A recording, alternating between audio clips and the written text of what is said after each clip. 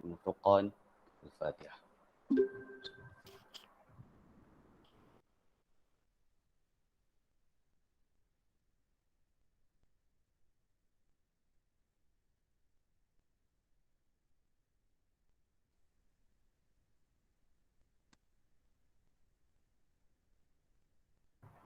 Baik, seperti biasa bagi hadirin yang baru hadir dan mengikuti program Media Karya pada hari ini, kita akan adakan diskusi selama 1 jam dan di akhir diskusi kita akan buka ruang pertanyaan jika ada persoalan dan sebagainya. Baik, buku yang akan didiskusikan pada malam ini ialah Kitab Al-Qistas Al-Mustaqim oleh Al-Imam Hujjatul Islam Abu Hamid Al-Ghazali. Kitab ini merupakan karya berkisarkan mantik Qurani sekaligus membuktikan bahawa gelaran beliau sebagai Hujjatul Islam. Kitab ini juga memberikan penerangan mengenai kemuliaan akal yang diberikan oleh Allah Subhanahu Wa Taala kepada manusia, sekaligus membantah golongan batiniyah yang mengagungkan Imam Maksum dan tokoh tertentu. Inilah sedikit pengenalan mengenai kitab yang akan didiskusikan pada malam ini. Baik, bagi hadirin yang berkelapangan untuk membuka kamera, saya mengajak untuk sama-sama membuka kamera bagi memeriahkan majlis. InsyaAllah nanti di ruangan chat, AJK akan letakkan satu Google Form kehadiran. Jadi siapa-siapa yang hadir pada malam ini minta untuk isi kehadiran untuk kami pihak AJK tambah baik dan sebagainya. Baik, tanpa membuang masa, saya serahkan seluruh majlis ini kepada saudara Saiful Akil. Silakan. Bismillahirrahmanirrahim. Dengar suara? Dengar. Okey, baik. Bismillahirrahmanirrahim. Alhamdulillahirabbil alamin wa afdhalus salati wa atammu taslim ala sayyidina Muhammadin sayyidil uqala'i wal mursalin wa ala alihi wa sahbihi wa man tabi'ahum bi ihsanin ila yaumiddin. Amma ba'd. Assalamualaikum warahmatullahi taala wabarakatuh. Terima kasih saya ucapkan kepada tuan pengurusi majlis kita, iaitu sahabat saya Arif Asnawi hafizallahu taala, dan juga para hadirin wal hadirat yang dirahmati Allah taala sekalian. Okey. Pada malam ini insya-Allah kita akan membincangkan secara ringkaslah mengenai sebuah kitab. Yang mana kitab ni kalau dalam tradisi ilmuwan Islam dia tidak lagi asing. Okey. Kalau seorang tu, kalau kita sebut nama kitab ni dia belum mengenali, maksudnya dia belum mendalami lagi tradisi Islam. Okey. Kitab tersebut ialah berjudul Qistas Mustaqim. Okey. Dia ada versi Arab. Okey. Ini cetakan yang terbaik lah. Okey, iaitu cetakan Darul Minhaj. Okey. Sebab dalam penulisan ataupun pencetakan kitab Arab ni, kita ada istilah yang kita panggil pilih syarikat cetakan. Okay, sebab syarikat cetakan ni dia ada yang cetak memang nak niat menyebarkan ilmu. Ada yang sekadar nak buat duit, jadi cetakan tu halal-halal. Sampai kadang-kadang kalimah pun terjatuh daripada manuskrip asal. Okay. Dan juga ada juga versi terjemahan. Okay. Terjemahan ni nama dia Timbangannya Adil. Okay. Dalam bahasa Melayu. Okay. Kalau nak membeli boleh PM Nizamiah Institute ataupun saya sendirilah. Okay, baik. Jadi sebab apa saya memilih karya Al-Qistas Mustaqim ni sebagai buku yang ingin dikongsikan kepada semua. Kisahnya kerana ialah kitab Imam Ghazali ni, okay, rahimahullah ta'ala. Imam Ghazali merupakan seorang figura yang terkenal dalam dunia Islam sebagai seorang tokoh yang menghimpunkan antara akal dan juga wahyu. Okay. Kalau kita tengok dalam sejarah, terutamanya sejarah perdebatan Islam, sejarah ilmu teologi, ataupun dalam bahasa mesranya kita panggil sejarah akidah. Okay. Kita akan dapati penghujahan daripada awal zaman Islam, dia berbeza dengan setelah zaman Imam Ghazali rahimahullah ta'ala. Okay. Dia setiap zaman dia ada marahil, dia ada tatawur, dia ada perkembangan ni. Pada zaman awal ataupun kita gelarkan sebagai zaman salaf, okay, zaman salafus salih rahimahullah ta'ala, mereka cenderung untuk menghujahkan akidah lebih kepada bentuk menakalkan wahyu sahaja. Okey, mereka lebih menggunakan istilah kita panggil taqrirul aqaid, iaitu semata-mata menyatakan akidah. Okay, contoh kalau kita tengok Imam Ja'far At-Tahawi rahimahullah ta'ala, dia ada kitab akidah dia nama Aqidah Tahawiyah. Kita tengok kitab Aqidah Tahawiyah tak ada dalil pun, hanya sekadar takrir bahawa Allah sedemikian, Allah Maha Berkuasa, Allah sedemikian. Begitu juga kalau kita tengok jauh sikit, iaitu penulisan oleh Imam Abu Hatim Ar-Razi dan juga Imam Abu Zur'ah Ar-Razi. Mereka berdua satu risalah yang berjudul Aqidah Ar-Raziyain, okay, ataupun Risalah Ar-Raziyain, iaitu akidah oleh dua Imam Razi. Okay, kedua-duanya merupakan ulama hadis. Okay, penulisan mereka pun sekadar takrir aqaid sahaja. Seperti mengatakan Allah Ta'ala Maha Berkuasa, Allah Ta'ala Maha Mendengar. Okay, jadi dia tidak ada unsur dalil ataupun tidak ada unsur yang kita panggil penghujahan menggunakan akal. Okay, jadi datang satu firqah ataupun satu kumpulan yang kita panggil sebagai Mu'tazilah. Okay, Mu'tazilah ni satu golongan yang mana mendahulukan akal melebihi nakal, melebihi wahyu. Okay. Bahkan sampai tahap bila ada satu perkara yang nampak macam bercanggah antara akal dan wahyu itu silap, maka itu benar. Okay. Ini antara pegangan oleh Mu'tazilah. Lalu Mu'tazilah ni dia dapat mempengaruhi tampuk kepimpinan, mempengaruhi pemerintah dan juga sultan pada zaman itu. Okay. Itu Khalifah Ma'mun. Okay. Pada zaman tu memang kita panggil zaman gelap umat Islam ketika itu. Okay, zaman gelap dengan makna umat Islam yang mana tak ikut Mu'tazilah bakal disiksa, bakal dipenjara. Ini yang berlaku kepada Al-Imam Ahmad bin Hanbal radhiyallahu ta'ala anhu dan juga beberapa lagi imam yang lain yang mana menegah untuk mengikuti Mu'tazilah, lalu mereka terpaksa dipenjara sebab nak mempertahankan akidah mereka. Okay. Jadi bila kita tengok faktor politik ketika itu menunjukkan Mu'tazilah berkuasa. Okay. Faktor politik ketika itu Mu'tazilah berkuasa ataupun suasana politik lah kita kata ketika itu Mu'tazilah mempengaruhi ataupun menguasai, okay, menguasai kepimpinan dan juga kerajaan ketika itu. Lalu dia ada satu kita panggil istilahnya apa? Macam paksaan untuk berakidah. Okay. Memaksa untuk berakidah akidah Mu'tazilah. Siapa tak ikut maka akan dipenjara dan seumpamanya lah. Jadi ketika itu ramai ilmuwan ahli sunnah, terutamanya di kalangan ahli hadis, dia sangat anti lah dengan Mu'tazilah ni. Ya, sebab ialah kan, dengan menyeksa semata-mata nak memaksa kita mengatakan Al-Quran itu makhluk dan sebagainya. Okay, ini merupakan semua paksaan daripada Mu'tazilah dan tekanan daripada pemerintah. Jadi apa sahaja yang berkait dengan Mu'tazilah ketika itu, okay, semua orang dia jadi sensitif. Dia jadi benci. Okay. Sebab dia dah jadi satu orang kata sinonim dengan Mu'tazilah. Jadi apa sahaja perkara berkait dengan Mu'tazilah pun akan dibenci. Antara benda yang utama ialah penggunaan mantik dan ilmu kalam dalam berhujah. Okay. Sebab itulah kita dapati sebahagian ucapan ulama salaf mereka mencela ilmu kalam. Puncanya ialah Mu'tazilah yang memburukkan nama ilmu kalam ni. Okay. Ini dinyatakan juga oleh pengkaji-pengkaji lah. Okay, antaranya ialah Dr. Umar Muhammad Nur sendiri. Okay, ini versi baru lah.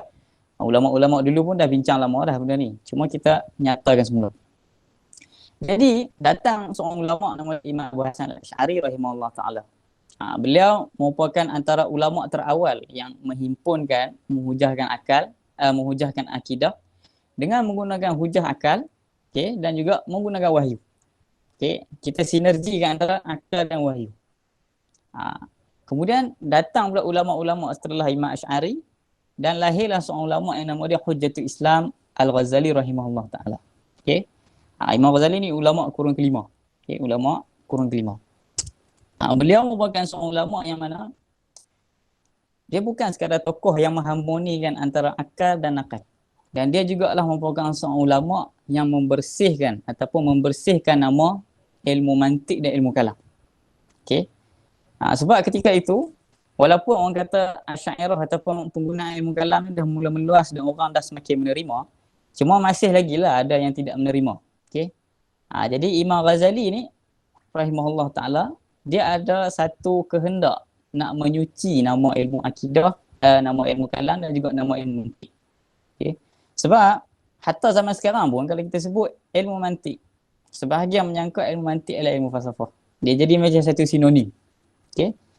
Imam Ghazali tak nampak benda ilmu mantik ni ialah ilmu falsafah. Dia nampak satu benda yang lain. Okay. Saya kita akan tengok secara lebih kritis mengenai teks dalam Qisṭah Mustaqim. Okey, berkenaan dengan Qisṭah Mustaqim, macam mana Imam Al-Ghazali rahimahullah ta'ala boleh tulis kitab ni? Dia merupakan hasil daripada dialog beliau dengan sahabat beliau yang bermazhabkan Syiah Ta'limiyah. Apa tu Syiah Ta'limiyah? Syiah Ta'limiyah ni salah satu sektor dalam mazhab Syiah yang berpegang bahawa kita kalau nak menentukan kebenaran, kena rujuk kepada Imam Maksum. Okay? Maksudnya kita tak ada satu keahlian untuk memikirkan satu kebenaran, melainkan benda tu disepakati ataupun dikeluarkan sendiri oleh Imam Maksum. Jadi apa yang Imam Maksum cakap maka betul. Okay? Imam Maksum ni di kalangan Imam Ahli Bait. Ini di sisi mazhab Syiah Ta'limiyah. Okay? Untuk pendetailan mazhab ni boleh rujuk kitab Fadaih Batiniyah Imam Ghazali juga, dan juga kitab Kashfu Asrar Batiniyah Imam Al-Baqilani rahimahullah ta'ala. Okay? Boleh rujuk di situ. Jadi Imam Ghazali rahimahullah ta'ala ketika mana dia nak berdialog dengan sahabat dia ni, Imam Ghazali dia mencela bagaimana golongan Syiah Ta'limiyah ni menerima kebenaran.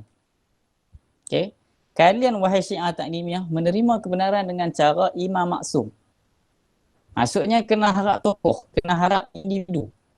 Kalaulah tokoh tu kata A maka A. Kalau B maka B. Meskipun anda merasakan sebenarnya bukan A tapi B. Tak. Tokoh kata macam ni, macam ni. Imam Maksum kata macam ni. Okay? Jadi Imam Ghazali mencela. Mengatakan pegangan begini tak betul. Salah, menyalahi kebenaran. Kemudian Imam Ghazali mencela pula satu golongan lagi, iaitu golongan yang mana menggunakan akal semata-mata, menggunakan qiyas semata-mata. Imam Ghazali cela juga golongan ni. Okay, dia lebih untuk direct kepada Mu'tazilah. Okay, dia direct kepada Mu'tazilah benda ni. Ataupun dan juga di kalangan Qadariyah. Okay, dia direct letak kat situ. Lalu sahabat Imam Ghazali ni yang dengar perbualan ni, sahabat dia yang Syiah Ta'limiyah tu lah. Okay, dia dengar Imam Ghazali cakap macam ni, dia jadi pening. Dia heran. Kamu wahai Al-Ghazali rahimahullah ta'ala mencela bagaimana aku menerima ilmu. Mencela macam mana aku menerima kebenaran. Kau juga mencela bagaimana menerima kebenaran dengan cara berfikir. Sekarang ni nak menerima daripada imam pun kamu tak bagi, daripada berfikir pun kamu tak bagi. Jadi sekarang ni macam mana kamu menerima ilmu? Macam mana kamu nak kata sesuatu benda ni betul atau salah? Okay. Apa jawab Imam Ghazali? Qultu azinuha bil qistasil mustaqim. Aku menimbang ilmu aku dengan satu neraca, satu timbangan yang adil. Jadi inilah orang kata fikrah pertama daripada kitab ni, ataupun isi ataupun idea besar daripada kitab ni ialah bagaimana nak mengetahui kesahihan ilmu? Jawapannya dengan qistah mustaqim. Jadi Imam Ghazali kata qistah mustaqim ni dengan dia lah kita dapat mengetahui apa yang benar, apa yang batil. Okey. Sebab apa guna qistah mustaqim? Imam Ghazali kata ittiba'an lillahi ta'ala. Mengikut perintah Allah Ta'ala. Kita sebahagian dari kita mungkin tak pernah dengar apa qistah mustaqim. Tiba-tiba kata Allah Ta'ala pula yang suruh. Macam mana tu? Imam Ghazali sambung lagi wa ta'alluman minal Qur'ani al-munazzal ala lisani Nabi sallallahu alaihi wasallam. Yang mana turun dekat yang mana Allah Ta'ala ajak qistah mustaqim ni dekat para nabi. Okay. Jadi sahabat dia ni iaitu Syi'i Ta'limi ni dia tanya oleh Imam Ghazali, apa tu qistah mustaqim? Imam Ghazali kata qultu hiyal mawazinul khamsah allati anzalaha Allah Ta'ala fi kitabih. Dia merupakan 5 jenis timbangan yang mana Allah Ta'ala turunkan dalam kitab dia. Jadi kalau kita tengok ataupun baca kitab ni sampai habis, 5 timbangan yang dimaksudkan Imam Ghazali ni ialah 5 kaedah membina hujah yang ada dalam ilmu mantik. Pertama dia ialah qiyas iqtirani hamli ataupun digelar sebagai qiyas digelar sebagai mizan ta'adul. Di sisi Imam Ghazali. Okay, Imam Ghazali dia convert ataupun dia ubah istilah ilmu mantik ataupun istilah yang digunakan dalam ilmu mantik dia ubah sendiri. Okay. Dalam ilmu mantik ada satu tradisi kita panggil qiyas iqtirani. Qiyas iqtirani ni kalau bagi yang tak pernah dengar, konsep dia ialah contoh macam saya kata. Saya merupakan manusia. Setiap manusia pasti lapar ataupun setiap manusia pasti mati. Kesimpulan, saya pasti mati. Ni kita panggil susunan hujah berbentuk qiyas iqtirani hamli. Okey. Jadi Imam Ghazali namakan ni sebagai qiyas ataupun namakan sebagai mizan ta'adud. Okey, iaitu mizan penimbang yang antara ada dua benda. Okey. Lagi dan daripada mizan ta'adul ni dia pecah kepada tiga. Mizan ta'adul akbar, dalam ilmu mantik kita panggil qiyas iqtirani syaklul awal, iaitu syakal pertama. Kemudian qiyas iqtirani yang keduanya ialah mizan ta'adul awsat, iaitu qiyas iqtirani syakal dua. Yang ketiga ialah mizan ta'adul asghar, iaitu qiyas iqtirani syakal tiga. Jadi ni daripada mizan ta'adud pecah tiga. Lagi dua daripada 5 mizan yang Allah ajak dalam Quran, iaitu mizan talazum. Mizan talazum ialah qiyas iqtirani syarti. Okey. Yang keduanya ialah mizan ta'anud, iaitu qiyas istisnai. Okey, ni semua kaedah yang mana kaedah mantik sebenarnya. Cuma Imam Ghazali convert nama dan dia kata benda ni Allah ajak dalam Quran. Okey. Apa sebab dia tu? Sebab dia ialah ini merupakan Imam Ghazali nak ajak kita boleh nak mengislamkan satu ilmu, ataupun dalam bahasa akademiknya kita panggil islamisasi ilmu. Okey. Sebab ilmu mantik seperti mana yang saya sebutkan tadi, dia dah jadi sinonim dengan Mu'tazilah, jadi sinonim dengan falsafah. Jadi orang jadi tak mau mengaji ilmu mantik ni. Sebab kita dengar orang zaman tu lah mendengar ilmu mantik keji. Okay. Seolah-olah macam kita kata ilmu mantik ni ialah ilmu sihir. Dia macam tu. Kita jadi takut nak mengaji. Okay. Jadi di zaman tu, orang dia ada satu unsur skeptik dengan ilmu mantik dan ilmu kalam. Imam Ghazali rahimahullah ta'ala, dia nampak ilmu mantik ni penting. Bahkan bukannya sekadar penting, dia disebut dan diajarkan sendiri oleh Allah Ta'ala dalam Al-Quran. Okay. Jadi, cumanya masalahnya ialah nama ilmu mantik dah buruk. Nama ilmu mantik dah buruk. Jadi Imam Ghazali dia rasa kesian dengan ilmu mantik ni sebab ilmu mantik ni dia dah dizalimi. Okey, dia ada dalam Quran. Allah ajak dalam Quran. Tapi disebabkan orang yang guna tu salah. Okey, orang yang guna tu salah, maka nama ilmu tu sendiri dapat nama buruk. Justru Imam Ghazali rahimahullah taala dia mula menukar istilah-istilah yang ada dalam ilmu mantik. Dia ubah jadi bahasa Arab dan ubah jadi bahasa yang lebih syar'i kita panggil. Bahasa yang lebih Quran. Sebab tu saya kata dalam sinopsis buku ni dia adalah buku pasal mantik Qurani, dengan makna mantik yang digunakan dalam Al-Quran ataupun berdasarkan Al-Quran. Kita akan dapati dalam kitab ni Imam Ghazali menghujahkan mantik menggunakan ayat Al-Quran sendiri. Okey. Imam Ghazali juga nampak ilmu mantik ni macam satu permata. Okey, satu permata, cuma dia tu duduk dalam guni orang yang mencuri. Okay, dia duduk dalam guni orang yang mencuri. Jadi Imam Ghazali nak ambil permata tu boleh nak letak balik dekat tempat yang selayaknya, iaitu ke dalam Islam sendiri. Okay. Sebab tu Imam Ghazali rahimahullah ta'ala mengatakan, siapa dia yang mula mengajak ilmu mantik ni? Siapa dia yang first kali meletakkan ilmu mantik ni? Imam Ghazali kata, Fallahu ta'ala huwal mu'allimul awal. Allah Ta'ala lah yang digelar mu'allim yang pertama. Okay. Wathani Jibril. Yang kedua ialah Jibril. Yang ketiga ialah Rasul. Okay, apa maksud dia? Maksudnya ialah Allah Ta'ala memberi Al-Quran ataupun mengajak Al-Quran dekat siapa? Dekat Jibril AS lah. Okay, seperti mana yang kita faham. Jibril ambil daripada Lauh Mahfuz dan sebagainya tu. Kemudian dihantarkan ataupun diberikan wahyu tu kepada Nabi Muhammad SAW. Okay. Jadi Nabi Muhammad SAW merupakan mu'allim yang ketiga ataupun tok guru yang ketiga. Tok guru pertama Allah Ta'ala. Okay, yang kedua ialah Jibril AS yang menyampaikan wahyu kepada Nabi. Tok guru yang ketiga ialah Rasulullah SAW yang mana mengajarkan umat apa yang ada dalam Quran. Okay. Jadi apa signifikan Imam Ghazali guna perkataan mu'allim al-awwal, mu'allim as-sani, mu'allim as-salis? Signifikannya ialah Imam Ghazali nak rod ataupun nak membantah golongan yang mana dia obses dengan falsafah.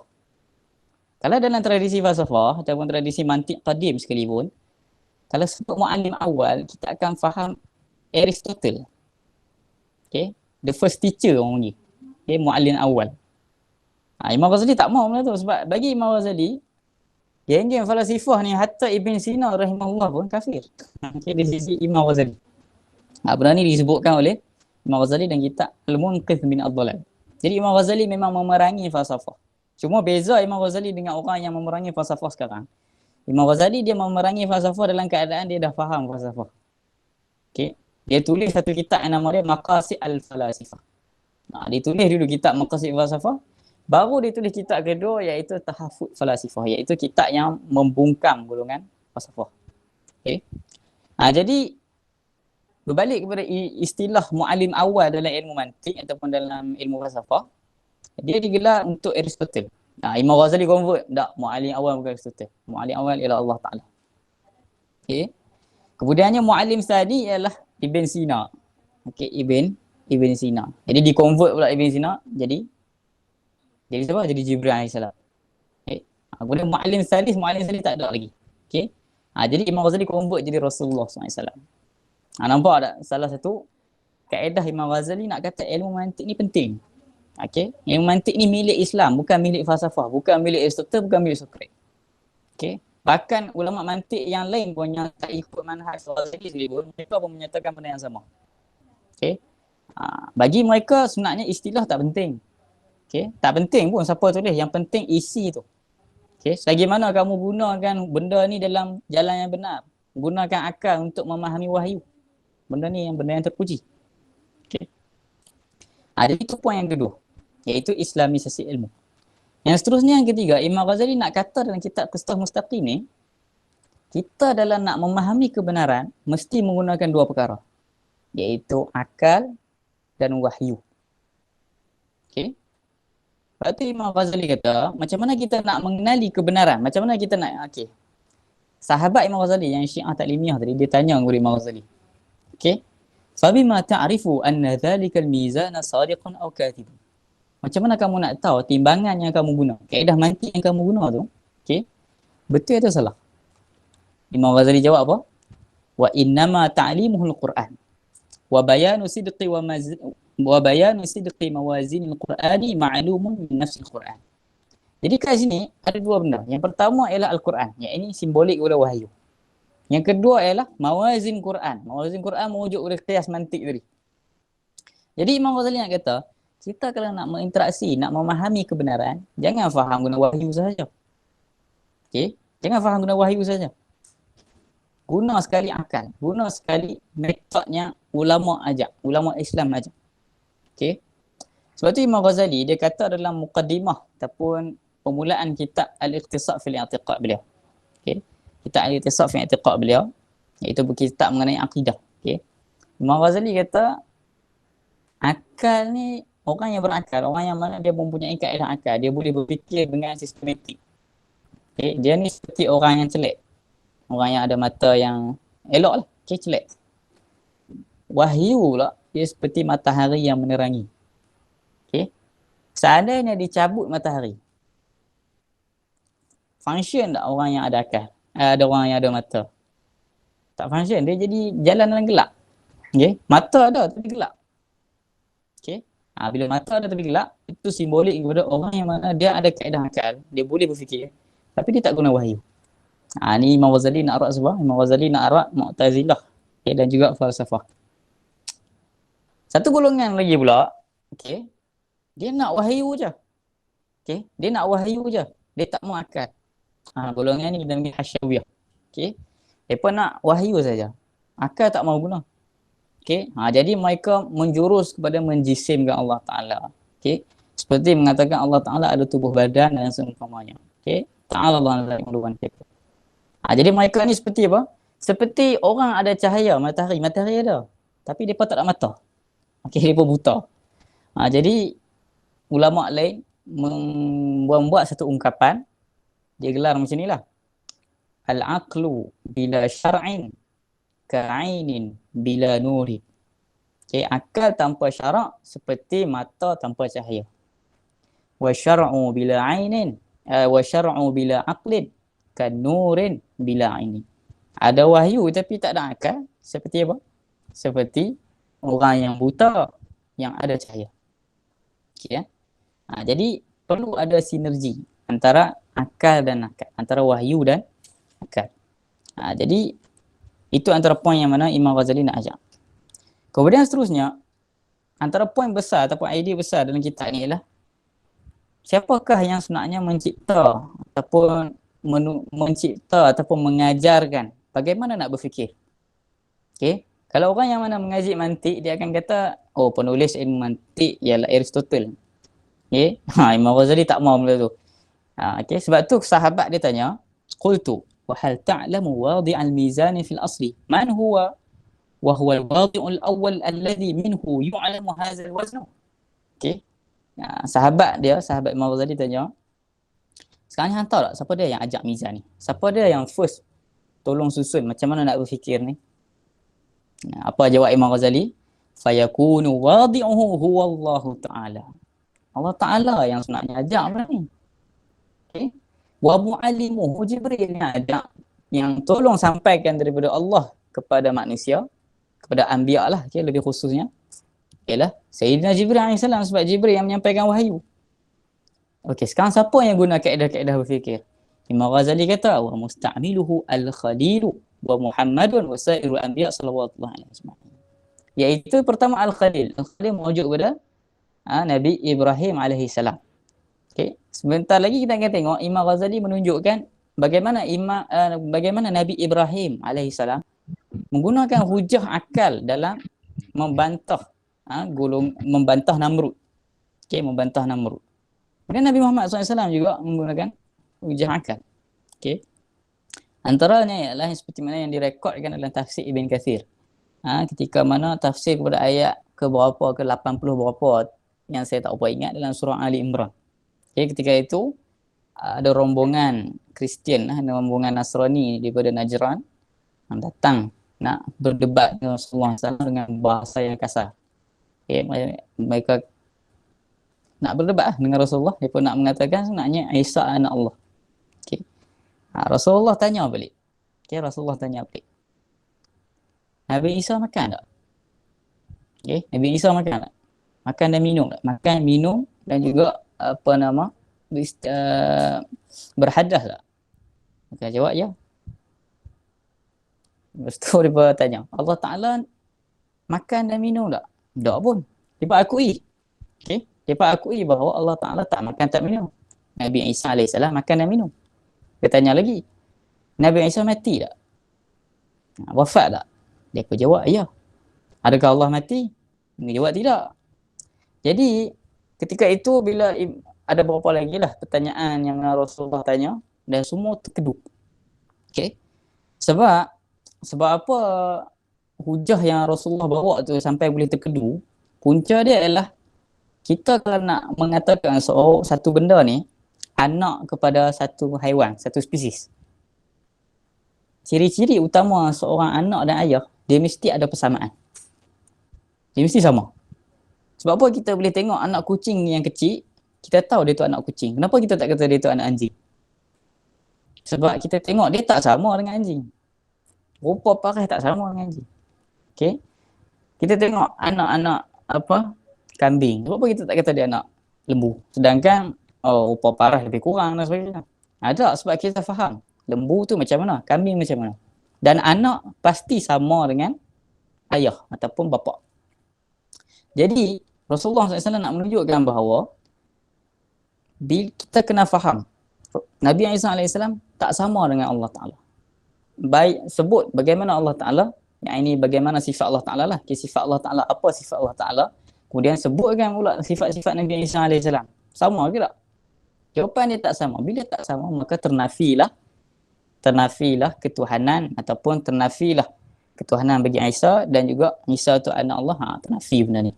Okay, benda ni digunakan sebagai hujah akal ataupun dalam bahasa Imam Ghazali kita panggil mizan ta'anud. Okay, mizan ta'anud. Saya kita akan tengok apa parah dah. Okey, baik. Jadi antara contoh penghujahan, antara contoh penghujahan yang mana Imam Ghazali membuktikan bahawa Nabi Ibrahim AS guna. Okay. Direkodkan dalam Quran, Allah Ta'ala kata, fa innallaha ya'ti bisyamsi minal masyriqi fa'ti biha minal maghribi fabuhita alladhi kafar. Okay. Ketika ini berlaku perdebatan antara Nabi Ibrahim AS dan juga Namrud. Okey. Namrud kata, saya Tuhan. Aku Tuhan. Okey. Beta Tuhan lah sebab dia tu raja kan zaman tu. Okey. Saya Tuhan, aku Tuhan. Nabi Ibrahim AS kata, sesungguhnya Allah Ta'ala ni, Allah Ta'ala ni, uhyi wa umit. Okay, Allah Ta'ala kata, ana uhyi wa umit. Aku ya Allah Ta'ala yang mana menghidupkan sesuatu dan mematikan sesuatu. Jadi Nabi Ibrahim nak kata, Tuhan yang sebenar dia boleh menghidup dan mematikan. Namrud dia ingat, dia pun boleh menghidup dan mematikan, dia kata apa? Namrud kata, ana uhyi wa umit. Aku pun menghidup dan mematikan. Okay, macam mana? Annahu, yakni annahu yuhyi nutfata bil waqa' wa yumitu bil qatl. Yang ini, aku menghidupkan anak aku dengan sperma yang aku beri, dengan benih yang aku bagi. Jadi, benih yang aku bagi, okay, menghidupkan anak aku. Okay, ketika ialah hubungan suami isteri, si ayah bagi benih, maka lahirlah anak. Jadi, Namrud nak kata, aku menghidupkan anak aku. Okay, mematikan macam mana? Aku bawa main seorang hamba, aku suruh gak aku bunuh. Aku suruh pengawal aku bunuh. Jadi, Nabi Ibrahim AS faham kata, apa nama, Namrud ni tak berapa nak cerdik. Okay, dia tak berapa nak bijak. Jadi dia terpaksa menurunkan darjah hujah dia. Dia terpaksa berhujah bagi orang senang faham sikit. Okay, orang-orang daripada Namrud senang faham. Jadi Imam Nabi, Nabi Ibrahim kata, sungguhnya Allah Ta'ala ni, dia boleh menerbitkan matahari daripada timur. Sekarang ni kalau Tuhan, fa'ti biha minal maghrib. Bawa main ataupun terbitkanlah matahari daripada maghrib, daripada barat pula. Fabuhital ladzi kafar. Tercengang orang-orang yang kafir. Maksudnya Namrud dah tercengang nak berhujah. Okey. Sebab apa? Sebab kalau kita susun dalam bentuk penghujahan ataupun bentuk mantik lah kita panggil. Okey, sistem yang lebih tersusun. Konsep dia macam ni. Okey. Nabi Ibrahim kata, Allah Ta'ala mampu nak menerbitkan matahari. Okay, mampu nak menerbitkan matahari. Setiap yang menerbitkan matahari ialah Tuhan yang sebenar. Okay. Ini merupakan satu kenyataan ataupun statement yang mana Nabi Ibrahim setuju, Namrud pun setuju. Sebab apa Namrud setuju? Sebab di sisi mereka, Tuhan ni adalah suatu entiti yang mampu buat segala benda. Dia maha berkuasa. Okay. Jadi, salah satu daripada kuasa Tuhan ialah apa? Menerbitkan matahari. Jadi, semua sepakat. Okay, semua sepakat. Maka, natijah dia ialah Allah Ta'ala lah Tuhan sebenar sebab Allah Ta'ala mampu menerbitkan matahari. Okay, Namrud, kamu boleh tak nak terbit? Tak boleh. Jadi, Namrud pun dah terpaksa kata apa? Dia mengalah. Dia mengalah sebab dia tahu dia tak boleh nak lawan dah. Dia pun terima. Okey. Cuma teruk-teruk Namrud ni pun dia orang kata dia ada limit dia lah. Okey. Nabi Ibrahim hujah dia boleh terima. Okey. Zaman sekarang antara sebab kenapa perdebatan zaman sekarang macam kurang relevan sebab perdebatan ni dia punya maqasid tujuan dia adalah izharul haq, memamerkan kebenaran. Okey. Kalaulah antara antara dua pendebat, seorang tak mau kalah. Memang niat dia nak rasa dia betul, bukannya dia nak menzahirkan kebenaran. Dia nak dia betul. Salah dah tu tujuan dia pula. Jadi sebab itulah sampai sekarang perdebatan tak pernah habis. Okey, sama ada sesama Islam ataupun luar Islam sendiri. Okey. Jadi orang yang mana layak berdebat ni adalah orang yang mana hati dia tu terbuka nak kata dia salah. Dan memang niat dia nak cari kebenaran. Tapi kalau awal-awal saya tak, niat nak debat ialah nak kata aku benar, memang dia takkan dapat nilai daripada perdebatan. Okey. Jadi Namrud ni dia terima benda tu. Okey, dia terima nilai kebenaran daripada hujah Nabi Ibrahim AS. Sebab tu Allah Ta'ala kata pula dalam ayat yang lain, Allah Ta'ala kata, tilka hujjatuna atainaha Ibrahim ala qaumi. Itulah hujah kami yang kami bagi dekat Nabi Ibrahim. Jadi kat sini Imam Ghazali nak kata hujah mantik ataupun hujah akal yang digunakan Nabi Ibrahim merupakan hujah yang dipuji oleh Allah Ta'ala. Jadi janganlah kita yang mana sebelum ni skeptik dengan ilmu akal, dengan ilmu mantik, yang mana mengajak berfikir. hapuskanlah sikap skeptik tu. Okay. Sedangkan Nabi Ibrahim AS menggunakan hujah akal dan Allah Ta'ala puji sendiri. Okay. Cuma Allah Ta'ala taklah kata direct dalam Quran. Ta'allamul mantiqa dan sebagainya. Tak. Okay. Al-Quran ni dia sir, dia penuh rahsia. Kenalah faham sendiri isyarat-isyarat yang ada dalam Quran. Jadi Imam Ghazali dah tolong buka dah isyarat yang ada dalam Quran. Maka fahamilah. Okay. Jadi seterusnya Imam Ghazali nak kata lagi, poin seterusnya ialah ilmu mantik merentasi segala ilmu. Okay. Ilmu mantik ni dia bukannya, sebahagian pula pendakwa, ilmu mantik ni hanya digunakan dalam akidah. Jawabnya tak. Jawabnya ilmu mantik ni, pada asalnya ilmu mantik bukan ilmu agama. Okay. Sebab dia berfikir adakah khusus untuk orang Islam? Khusus ke berfikir untuk ilmu-ilmu Islam? Jawapannya tak. Jawapannya tidak. Jadi ilmu mantik bila kita kata berfikir, maka dia merentasi ke semua ilmu. Sebab semua ilmu, bila kita fahami semua ilmu, dia hanya berkisarkan mengenai dua benda. Iaitu memahami, kita panggil tasawur. Yang kedua adalah tasdik, iaitu kita menghukum. Okay, betul atau salah. Okay. Ataupun apakah perkara yang sepatutnya bagi satu benda ataupun tak sepatutnya. Okay. Maksudnya bila kita dah hukum satu benda, itu dinamakan sebagai tasdik. Jadi nak menghukum satu benda, kita mesti mengenali dulu satu benda, betul tak? Okay. Seperti mana Allah Ta'ala ajak dalam Quran, surah Al-Hujurat, bila datang orang fasik dengan satu berita, kena buat apa? Tabayun. Okay. Jadi sebelum kita nak hukum orang, kita kena faham dulu konsep cerita apa yang terjadi. Okay. Antara khabar dia tu. Ilmu mantik dia membahaskan benda tu. Okay. Faham dulu apa yang segala statement yang ada, kemudian baru letak hukum. Jadi ke semua benda, termasuk ke semua ilmu, termasuk ilmu usul fiqh sendiri, ilmu fiqh sendiri mempunyai konsep ni. Okay. Lepas tu Imam Ghazali dia bawa contoh fiqh ni dalam kitab ni, dia bagi contoh anna kulla nabidhin muskirun. Bahawa setiap tuak itu merupakan memabukkan. Wa kullu muskirin haram. Setiap yang memabukkan haram. Jadi tak boleh lagi nak syak la yumkinuhu an yashukka fi anna kulla nabidhin haram. Dia dah tak boleh nak syak bahawa setiap tuak itu haram. Okey. Contohlah sebahagian orang duk berhujah, mana dalil dadah tu haram. Okey, dadah mana sebut dalam Quran? Ada ke sebut dalam Quran ekstasi, heroin dan sebagainya? Tak ada. Jadi macam mana kita nak tahu kata dadah tu haram? Kita bawa kita dadah memabukkan ke tak? Dia memabukkan. Okey, jadi dia setuju bahawa dadah memabukkan. Okey, sekarang bawa lagi satu step. Setiap yang memabukkan hukumnya haram. Benda ni termaktub dalam kaedah fiqh. Okey, kullu muskirin haram. Benda ni termaktub dalam fiqh. Okey. Jadi bila dia dah faham dadah memabukkan, setiap yang memabukkan haram. Jadi dia tak boleh nak deny dah bahawa dadah tu haram. Melainkan dia tu kita panggil sofistai. Iaitu golongan yang mencela ataupun menolak kebenaran. Tak boleh nak kata ni benar atau ni salah. Tak boleh. Okey. Satu lagi golongan kita panggil relativism. Okey. Itu golongan yang mana, kamu betul, saya pun betul. Okey. Pernah dengar tak macam ni? Berlapang dada tak kena kira, tak kena tempat ni. Okey. Imam Ghazali pun rak juga golongan. Okey. Jadi Imam Ghazali juga nak tunjuk dalam contoh ni, fiqh menggunakan mantik. Sebab benda ni berfikir.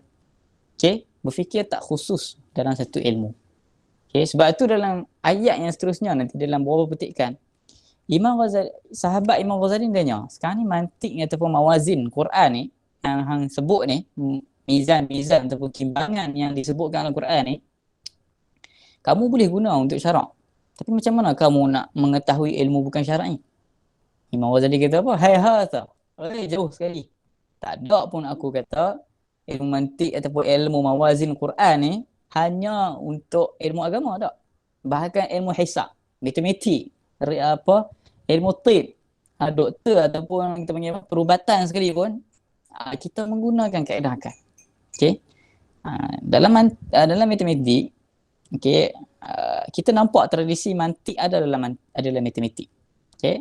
Antaranya ialah ilmu statistik, ilmu pendataan, nak buat data. Okey. Macam mana kita rumuskan satu kesimpulan berdasarkan statistik yang kita himpun. Dalam bahasa mantik kita panggil istiqra'. Okey. Benda ni daripada mantik juga. Okey. Jadi tak fair ataupun tak adil kalau nak hukumkan mantik itu milik Yunani sedangkan semua orang guna. Okey. Adakah statistik hak orang Yahudi? Kalaulah pegang macam tu memang sebiji macam orang konspirasi kan. Okey. Oh, pergi hospital WHO Yahudi, dia bawa kepada kesimpulan-kesimpulan lazim mazub dia. Okey. Last kali bawa kepada semua menghancurkan akal. Last kali berfikir macam mana? Yang ni Yahudi dah apa pun tak boleh. Okey. Itu antara poin yang disebutkan oleh Imam Ghazali. Kemudian antara benda yang penting ialah Imam Ghazali sebut jangan sesekali menghukum kebenaran berdasarkan zahir. Ni masalah juga. Okey. Kebiasaannya ni orang awam akan guna benda ni. Iaitu jangan hukum berdasarkan zahir. Okey. Sebab masalah dia antara orang skeptik dengan ilmu mantik sebab ilmu mantik ni Aristotle susun. Okay, Aristotle susun dan dia jadi macam itulah. Okey, macam saya sebut tadi. Lalu sahabat Imam Ghazali ni ditanya, hazihil asami anta abda'taha wa hazihil mawazinu anta afradta bi istikhrajiha am subiqta ilaiha. Okay, sekarang nama-nama mizan yang sebut tadi, mizan ta'adul, mizan ta'anud dengan mizan talazum ni. Okay, kamu kan yang reka? Okay, mana-mana reka lah. Ataupun kamu sahaja yang mengeluarkannya ataupun ada orang sebelum kamu. Apa jawab Imam Ghazali? Qultu amma hadhihi asami ini abda'tuha. Nama-nama tadi, mizan ta'adul, nama konsep berfikir tadi saya namakan mizan ta'adul akbar. Nama konsep berfikir ni saya namakan mizan ta'anud dan sebagainya. Maka Imam Ghazali kata nama tu saya reka. Okay, nama tu saya reka. Adapun kaedah berfikir tu sendiri, fa'ana astakhrajtu minal Quran. Aku yang bawa keluar daripada Al-Quran. Nampak Imam Ghazali kait dengan Al-Quran. Nak kata apa? Nak kata benda ni ada dalam Quran. Bukannya saya memandai-mandai. Betul saya bawa nama. Betul saya yang bawa keluar. Tapi saya bawa keluar daripada mana? Saya bawa keluar daripada Al-Quran. Okay. Kalau kita baca kitab Qisas Mustaqim ni, kalau saya nak bincang malam ni memang tak sempat. Okay. Cuma kalau kita baca sendiri ataupun ikut kelas, kita akan nampak mizan ta'adul akbar, Nabi Musa guna. Mizan ta'anud asghar, Nabi Muhammad guna. Mizan ni guna, mizan ni Nabi ni guna. Dan semua benda yang digunakan oleh para anbiya semua dalam Quran. Nampak tak apa yang Imam Ghazali cuba buktikan? Sebab tu Imam Ghazali kata tadi, soalan yang berkaitan dengan ada orang sebelum kamu yang menggunakan mizan ni? Okay. Imam Ghazali kata ada. Siapa dia? Ba'dul umam al-khaliyah as-sabiqah. Umat-umat terdahulu yang mendahului umat Nabi Muhammad SAW. Okay. Boleh jadi mereka mengaji dengan asamin ukhar, dengan nama-nama yang lain. Yang mana kan qad ta'allamuha min suhuf Ibrahim wa Musa alaihissalam. Boleh jadi umat-umat zaman Nabi Ibrahim, zaman Nabi Musa pun mengaji kaedah mantik ni, kaedah mawazin Quran. Okey, mawazin Quran. Cuma dengan nama yang lain. Mungkin tak nama mawazin Quran, mungkin nama ketiga itu mawazin suhuf Ibrahim. Boleh jadi. Ataupun apa sahajalah nama dalam suhuf. Okey. Jadi Imam Ghazali nak kata, nak takkid sekali lagi, hak berfikir dengan benar merupakan perkara yang diajar oleh para anbiya sepanjang zaman. Bukannya milik ahli falsafah, bukan. Bukannya milik Ibn Sina Al-Farabi, bukan. Bahkan milik para anbiya. Yang mana diajarkan oleh Jibril AS. Yang mana Jibril terima daripada Allah Ta'ala Azza wa Jalla. Okay. Sebab tu Imam Ghazali kata, poin lagi situ. Walakin ba'athani ala ibdali kiswatiha bi asamin ukhar. Ghairi ma sammuha bihi ma'araftu min dhi'fi qarihatik. Imam Ghazali nak point kat sini. Punca dia sebab apa aku ubah nama ni daripada nama yang ulama mantik lain guna. Macam mizan ta'adul. Ulama mantik guna qiyas iqtirani. Sebab apa aku ubah? Imam Ghazali kata, araftu min dha'fi qarihatik. Aku faham daripada otak hang yang lemah ni. Akal kamu ni lemah. Akal kamu ni lemah. Okey, lemah tu macam mana? Fa inni ra'aituka minal ightirari bil zawahir. Sebab aku tengok hang ni patient, orang yang mana tertipu dengan zahir. Tertipu dengan zahir. Okay, bihaitsu law suqiyat asalan ahmara fi qaruratin hajam lam tutik tanawuluhu. Okay. Contoh lagi kita nak buat macam ni lah. Imam Ghazali kata, contohlah, aku ambil madu. Madu dalam botol madu. Okay, kamu nak minum. Cuma saya tuang madu, okay, dalam bekas lain. Mungkinlah bekas tu tulis bekas cuka ataupun bekas sos. Terus kamu tak mau minum madu tu. Sebab apa? Sebab akal kamu yang lemah, hukum daripada bekas. Bukan hukum daripada isi. Bekas mungkin tin salin. Bekas mungkin sos. Tapi isi dia madu. Tapi sebab orang macam kamu ni, Imam Ghazali kata, orang macam kamu ni lemah. Tak boleh nak terima benda-benda ni. Asal duduk dalam ilmu ni, duduk dalam buku falsafah, duduk dalam buku Aristotle, terus kamu tolak. Sebab apa? Sebab kamu tengok luaran. Kamu tengok ghilaf, kamu tengok kulit buku. Okey? Imam Ghazali kata, fa abadan yastajirruka wahmuka ila mulahadhati ghilafil asya' duna luba. Ya. Pernah dengar kan? Don't judge a book by its cover. Imam Ghazali dah sebut benda ni. Fa abadan yastajirruka wahmuka ila mulahadhati ghilaf. Selama-lamanya orang macam kamu ni, orang yang lemah, kamu punya sangkaan tu hanya menghukumkan berdasarkan kulit. Okey? Tengok ilmu berfikir, tapi tengok kulit siapa tulis? Aristotle. Duna lubak, kamu tak tengok apa isi berfikir tu. Nampak tak? Jadi Imam Ghazali kata, bal tara Turkiya yalbasu muraqqa'ah wa durra'ah. Fatahkamu bi annahu sufiyun aw faqih. Nampak? Kamu tengok sikit orang Turki ni, dia pakai pakaian yang nampak warak sikit lah. Okay, contohlah kita nampak seorang yang orang Malaysia ataupun orang Melayu lah, kalau zaman sekarang orang Melayu tengok pakai jubah saban sikit, oh ini alim, ini hebat. Okay? Sedangkan tak ada pun orang kata dawabit nak kata dia tu alim, tengok pakaian tak. Hati Imam Ghazali kata, walidzalika la tanzur ila al-qawl min dhati al-qawl, la tanzur ila al-qawl min dhati al-qawl bal min husni sin'ati aw husni dhannika bi qailihi. Sebab tu orang macam yang kamu ni tak pernah tengok qaul berdasarkan qaul, tapi kamu tengok orang yang cakap. Okey, kamu tengok orang yang cakap tapi kamu tak tengok pun isi yang dia cakap. Contoh lain Imam Ghazali bagi. Contoh, walau qila laka qul la ilaha illallah Isa Rasulullah. Katakanlah tiada Tuhan selain Allah, Nabi Isa merupakan Rasulullah. Nafara an zalika tab'uka. Kamu punya tabiat ni lari daripada benda ni. Kamu tak mau, kamu rasa benda ni salah. Sebab apa? Wa qulta hadza qaulun nasara. Kaifa aqulu? Benda ni merupakan ayat orang Nasrani, macam mana aku nak terima? Ni orang macam kamu fikir. Okey. Sedangkan anna hadzal qaula fi nafsihi haqqun. Kalam ni sebenarnya betul pun daripada diri dia. Okey. Wa anna nasraniyya mamqutun la li hadzal kalimah wa la li sa'iril kalimah. Sedangkan kalimah tadi tu bukan khusus untuk orang Nasrani. Kita pun mengimani Nabi Isa merupakan pesuruh Allah. Cuma bila kita letak dalam syahadah, kita sebahagian orang yang mana lemah akal dia, orang yang tak cerdik ni, dia anggap salah. Jangan, kita mesti letak Muhammad Rasulullah, jangan letak Isa.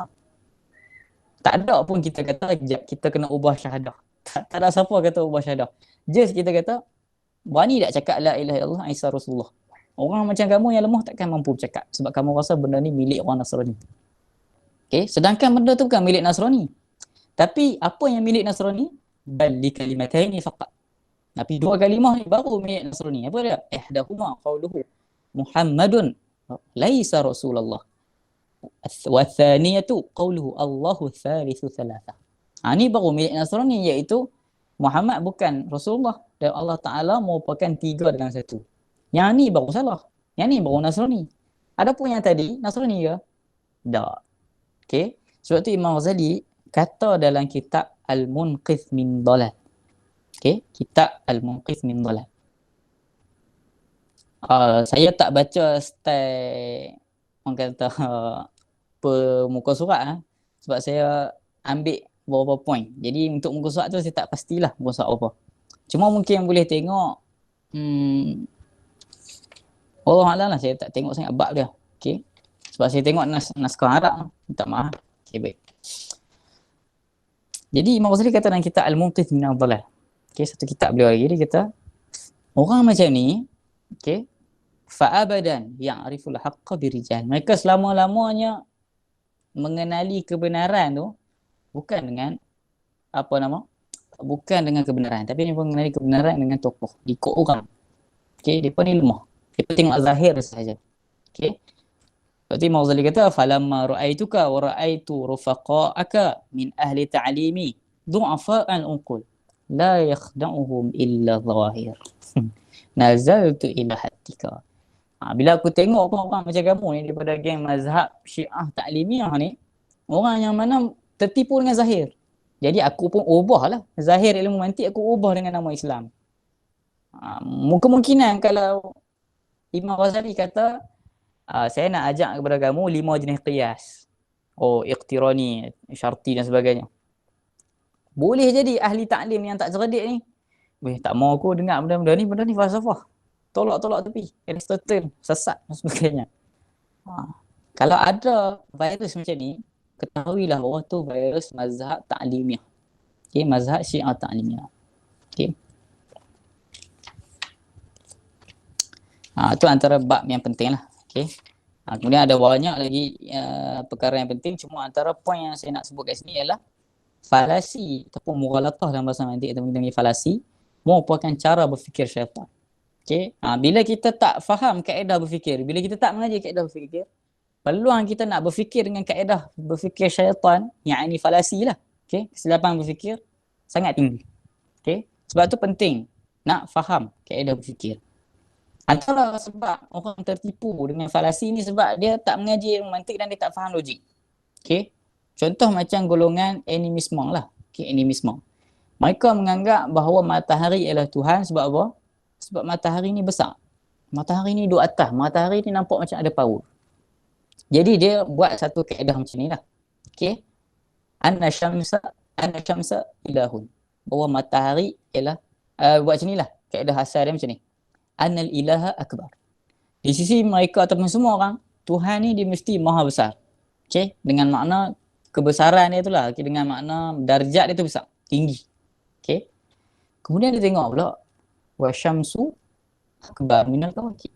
Merupakan matahari merupakan bintang yang paling besar di kalangan planet-planet. Jadi dia dah anggap Tuhan besar, matahari besar. Jadi dia letak satu kesimpulan, matahari lah Tuhan. Punca dia sebab dia tak faham kaedah mantik. Ataupun tak semestinya kaedah mantik lah. Ataupun lebih tepatnya lah dia tak faham kaedah berfikir. Orang yang mana dia ada kaedah berfikir yang sistematik, dia akan boleh tolak mentah-mentah.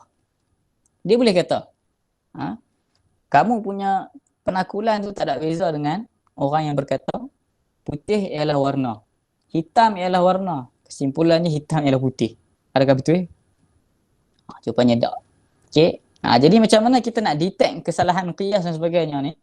Kesalahan ni kita nak detect dengan kita faham tu kaedah berfikir. Bolehlah kita nak bantah dengan tanpa kaedah mantik, tapi kita akan jadi takalluf. Kita akan jadi berat.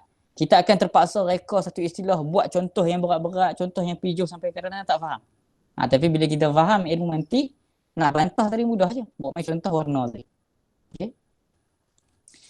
Antara bentuk falasi yang masyhur ialah kita panggil black and white falasi. Pernah dengar tak kalau orang buat ayat?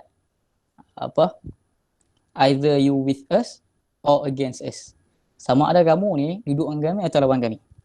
Okey. Dia selalunya orang buat ayat sini. Dia sama ada dua je. Okey. Sama ada betul, sama ada benda ni ialah A atau B. Okey. Ni kaedah asas lah orang guna. Okey. Contoh macam mazhab Syiah Ta'limiyah. Dia ada satu kaedah dia berkata. Dia berkata macam ni.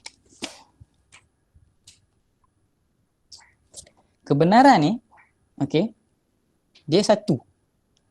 Okay. Kebenaran ni hanya satu. Setuju tak? Semua orang setuju kebenaran satu. Mana boleh kebenaran banyak? Okay. Kebenaran ni adalah satu. Jadi mereka kata pula, mazhab Syiah Ta'limiyah adalah apa? Ada satu je.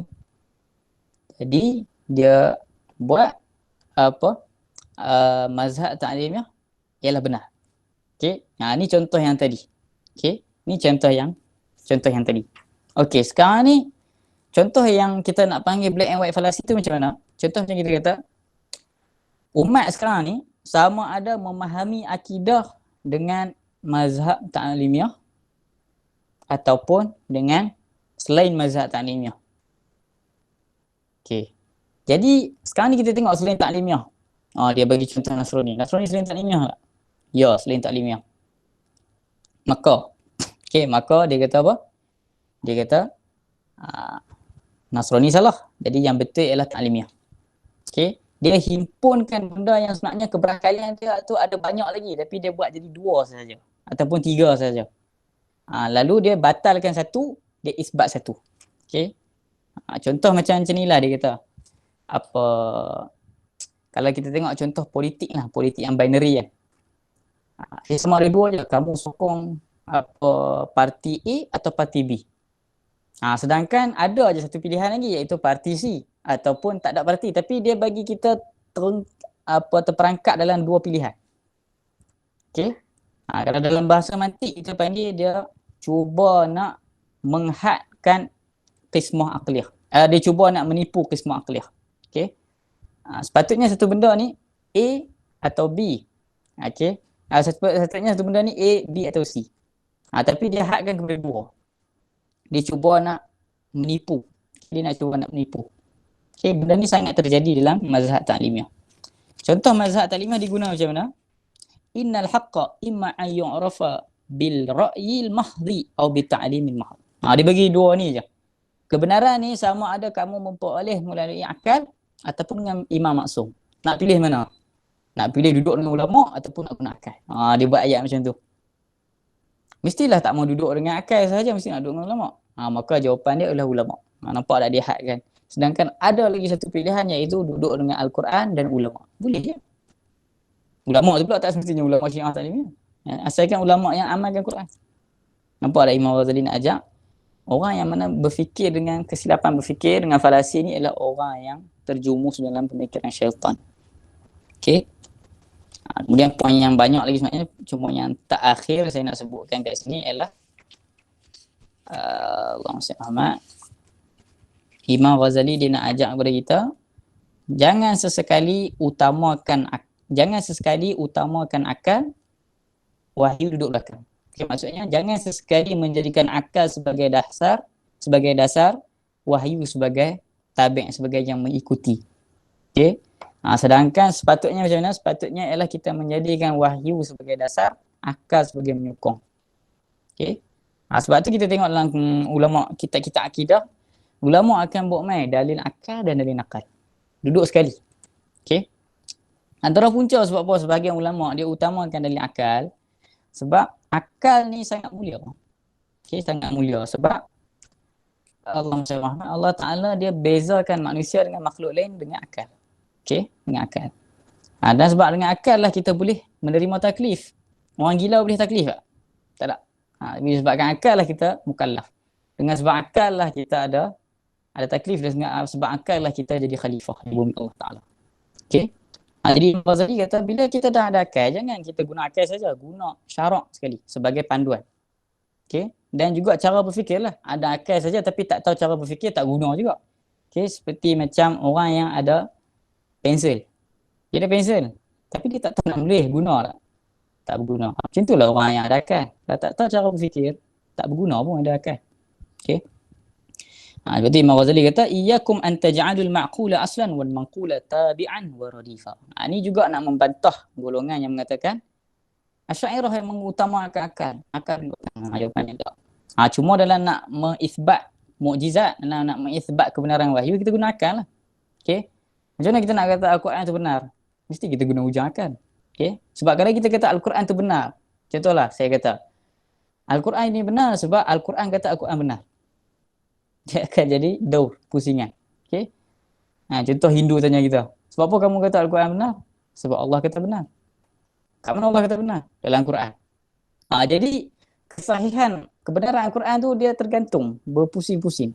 Jadi terpaksa ambil satu hujah daripada luar Al-Quran untuk membuktikan kebenaran Al-Quran. Cuma ada satu benda yang kita kena faham, tidak ada pertentangan antara akal dan wahyu. Jangan sekali menyangka ada benda akal salah, wahyu salah. Tak. Sesekali tidak akan bercanggah. Wallahu a'lam. Wassallallahu ala sayyidina Muhammad SAW. Jadi rasanya untuk sekadar itu cukuplah. Kalau ada apa-apa soalan, dipersilakan.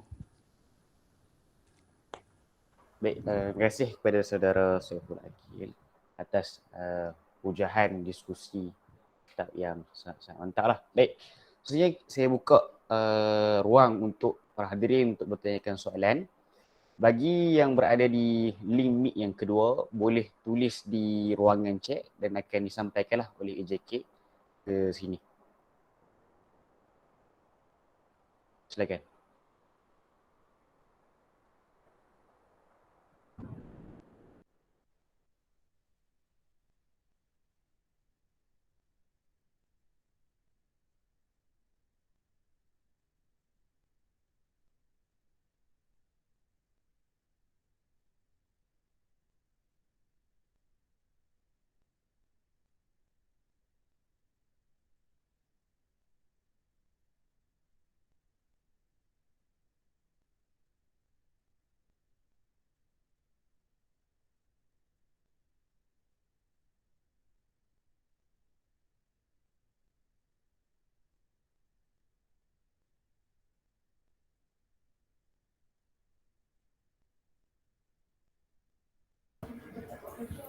Assalamualaikum Ustaz.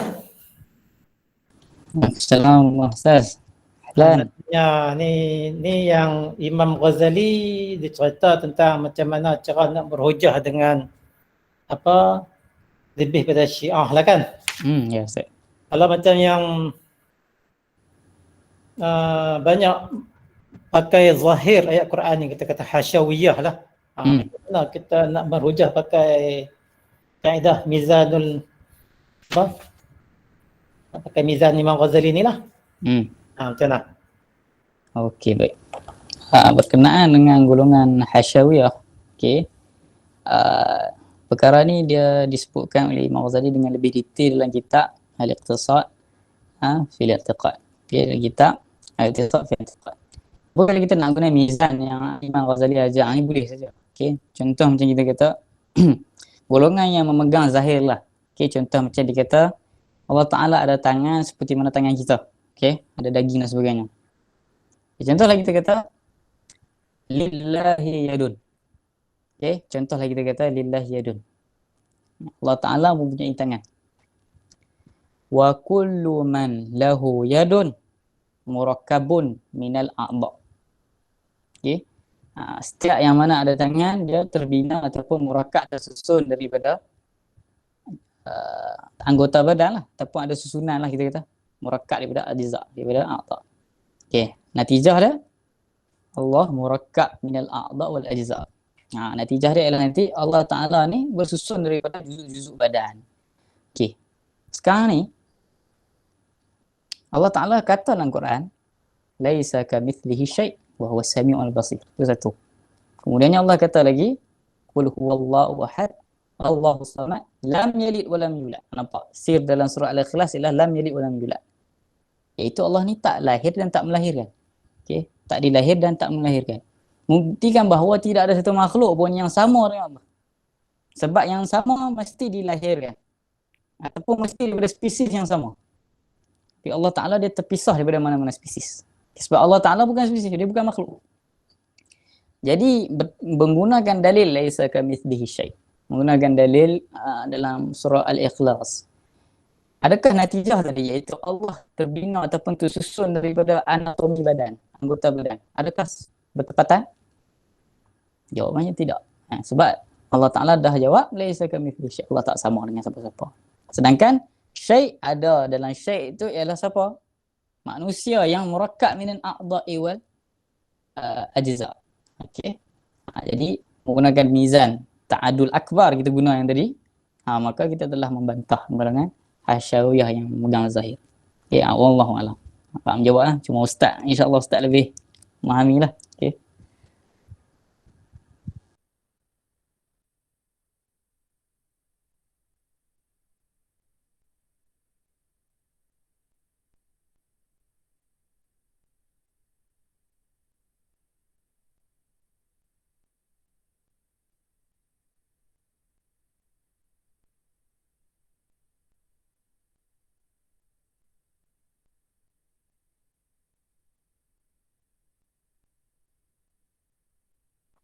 Baik, masih ada soalan ke? mungkin kita boleh buka lagi satu soalan terakhir.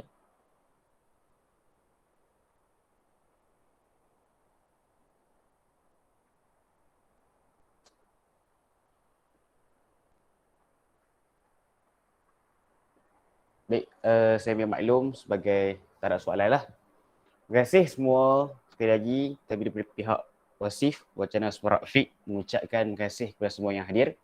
Bagi yang belum mengisi kehadiran, boleh isi di ruangan Google Chat, ada Google Form. Dan seterusnya kita bergerak ke sesi fotografi.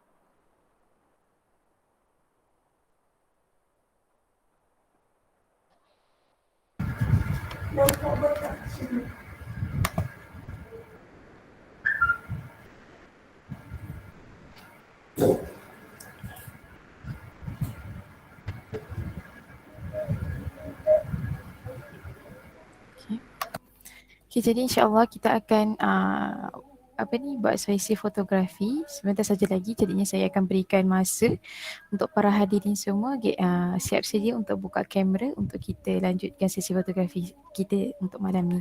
Jadi saya berikan masa dalam 10 saat untuk para hadirin semua siap sedia untuk buka kamera lah, insyaAllah.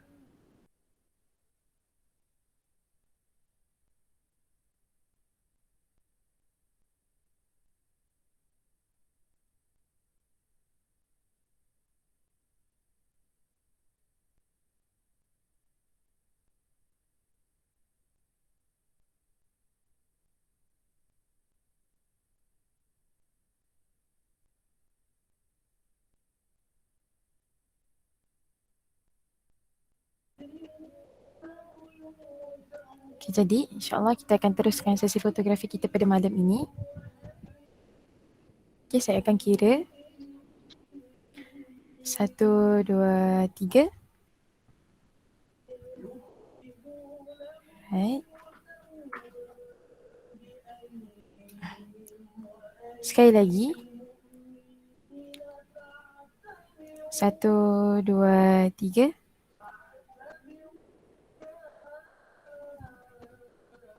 Jadi insyaAllah itu sahaja untuk program kita pada malam ini dan sesi fotografi kita untuk malam ini. Jadinya saya ucapkan terima kasih kepada para hadirin semua dan Assalamualaikum warahmatullahi taala wabarakatuh.